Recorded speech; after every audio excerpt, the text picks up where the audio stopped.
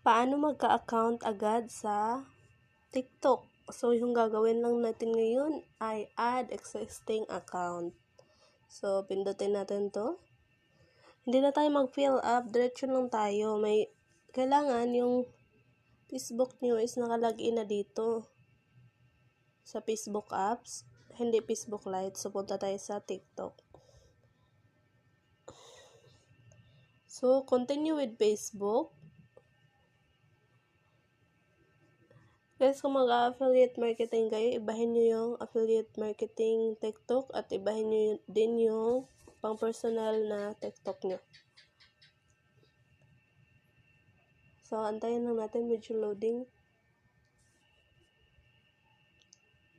Hindi na ako nag-fill up pa sa pag-create sa account sa TikTok. Diretso ko lang sa Facebook.